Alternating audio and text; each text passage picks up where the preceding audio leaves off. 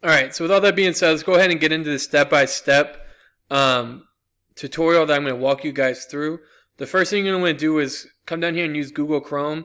Just because it's Google Classroom, I always use Google Chrome just to be on the safe side.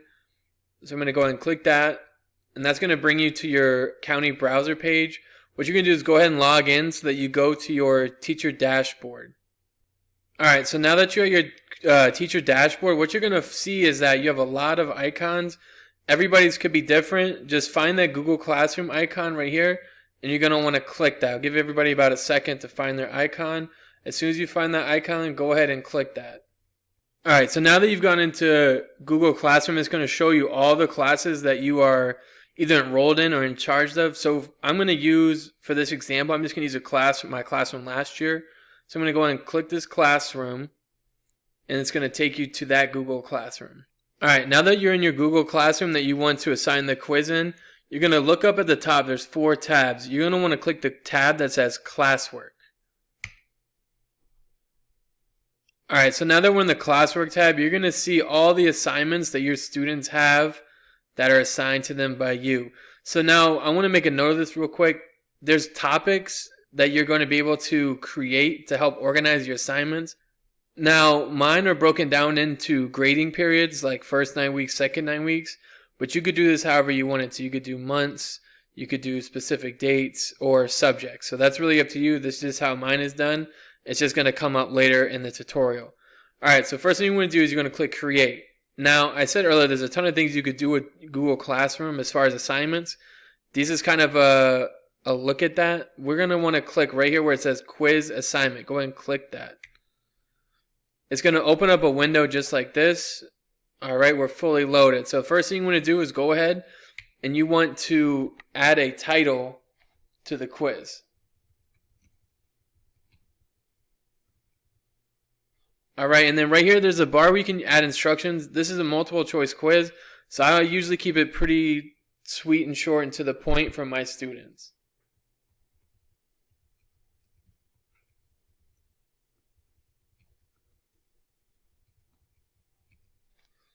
Alright, now lastly what you want to do before we get into actually making our quiz is you can come down here and decide how you want the grading system to work, due dates, and where you want this quiz to show up on your Google Classroom. So I'm going to keep it out of 100. You can add a due date by clicking the calendar right here.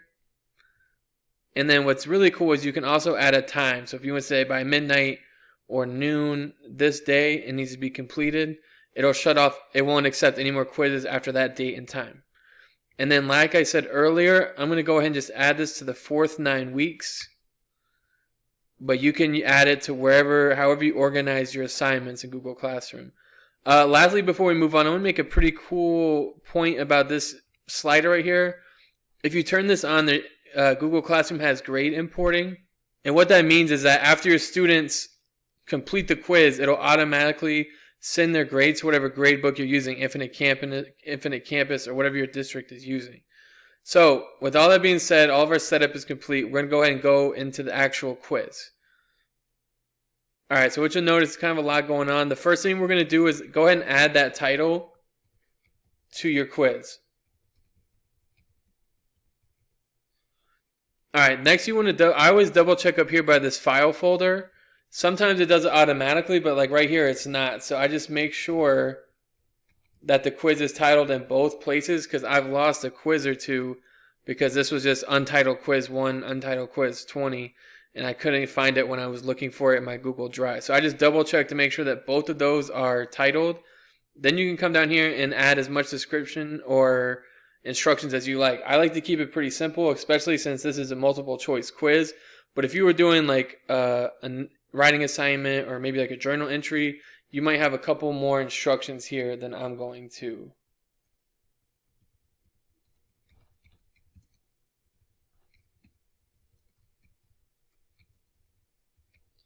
Alright, pretty short and sweet. So let's go ahead, now that we have our titles ready, everything's in order as far as organization, I'm going to click right here at the first question. So now a whole new window pops open and there's a lot going on. So I'm going to walk you through this step by step. The first thing I'm going to do is I'm going to type in my first question.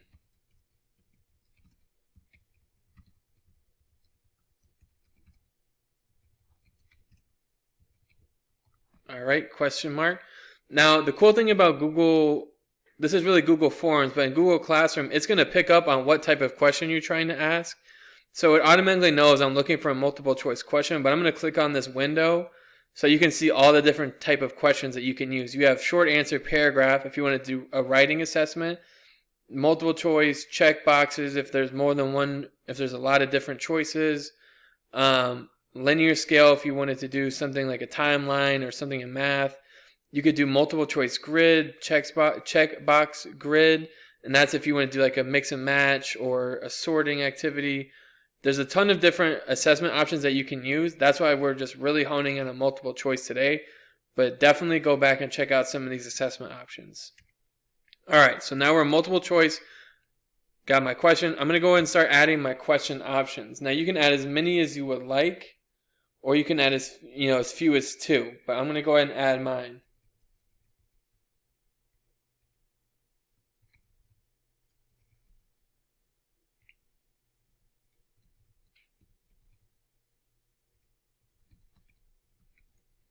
All right, so now that you have all your question items, all your answers in, I want you to come down here and there's a slider that says required. This is really important and especially crucial for teachers that teach younger students.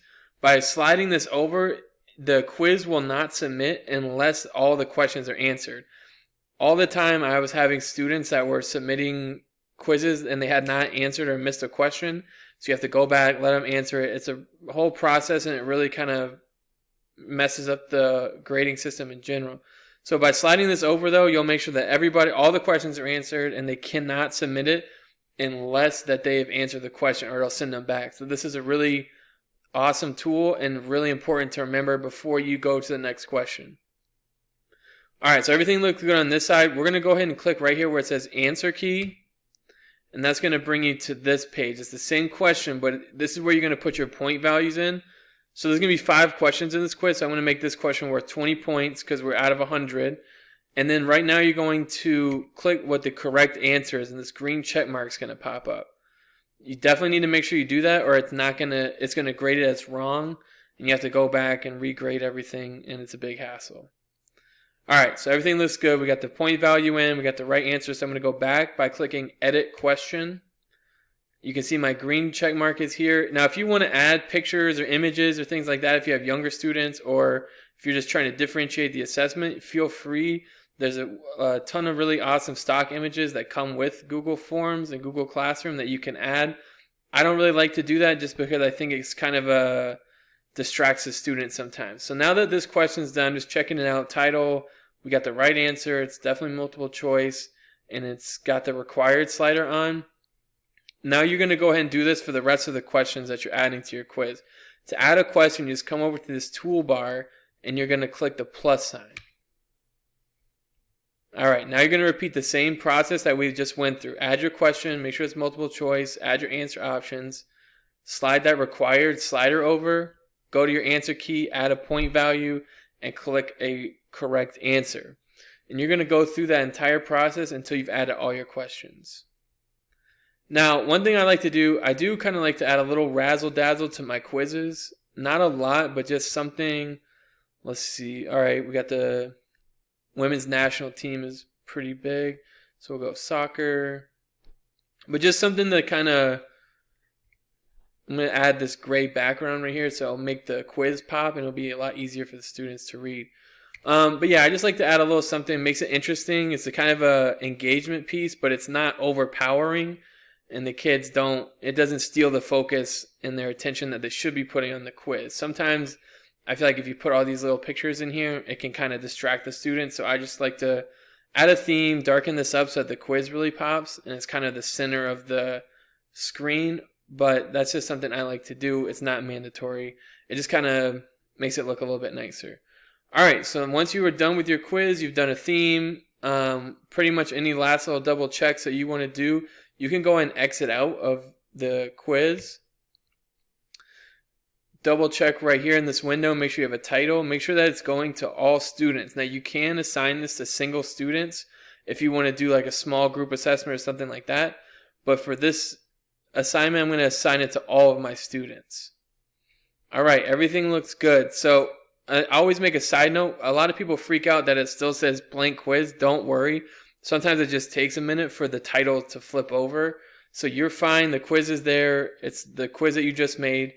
It's just going to take a minute for the title to switch over. So what I do is I come down here and I'm going to click assign and then give it a minute. And there we go. Assignment created. It should have a little confirmation tab down here. All right, let's go down, and there we have it. Our quiz is there and ready for the students to take. Now you guys have fully completed your first quiz creation in Google Classroom. Like I said earlier, the multiple choice is awesome. It's really quick, kind of takes the paper and pencil situation away and really brings the students into the 21st century.